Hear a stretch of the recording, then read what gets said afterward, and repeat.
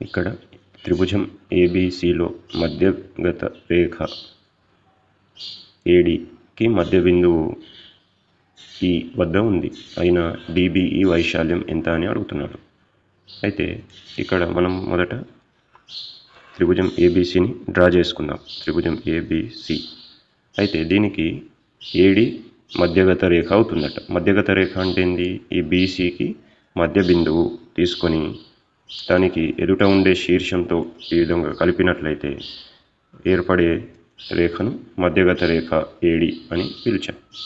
Okay, next మధ్యగత బిందువు, ఈ మధ్యగత రేఖ మధ్య బిందువు వద్ద ఈ అనే పాయింట్ ఉందంట. ఇప్పుడు డిబిఈ వైశాల్యం ఎంత అని అడుగుతున్నాను.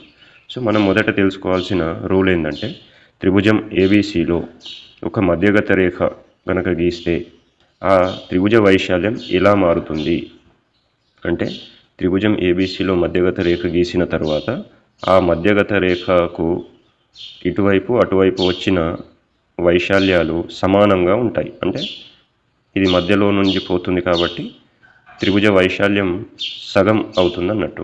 సగం 2 పార్ట్స్ అవుతుంది అన్నట్టు. ఫర్ ఎగ్జాంపుల్, ఈ త్రిభుజ వైశాల్యము ఒక 100 ఉందనుకుందాం. దీనికి నేను ఏడి మధ్యగత రేఖ డ్రా చేసిన తర్వాత వచ్చిన 2 చిన్న త్రిభుజాలు ఉన్నాయి కదా, వాటి వైశాల్యాలు ఒక్కొక్కటి ఇది 50 ఇది 50, మళ్ళీ టోటల్ చూస్తే 100. కాబట్టి ఈ విధంగా ఆ మధ్యగత రేఖ 2 సగం వైశాల్యం ఉండేలాగా విభజిస్తుంది. ఇది రూల్.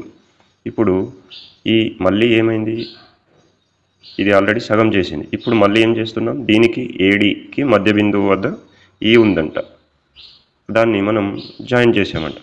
సో ఇప్పుడు ఇదేం చేస్తుంది, ఈ వచ్చిన సగం వైశాల్యంని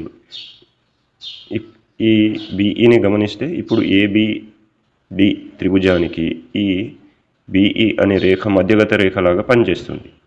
అంటే ఇప్పుడు ఈ త్రిభుజ వైశాల్యం ఎంత ఉందో దాంట్లో మళ్ళీ సగం ఉంటుంది. అంటే ఆల్రెడీ ఇది టోటల్లో ఇది 100 ఉంది, టోటల్ 100 అనుకున్నాం.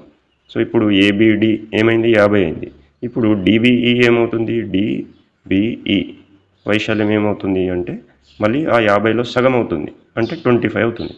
అంటే ఓవరాల్గా చూస్తే ఏమవుతుంది, 100లో పావు వంతు ఉంది అన్నమాట. కాబట్టి 1/4 ఏరియా ఆఫ్ ఏబిసి అనేది సరైన సమాధానం అవుతుంది.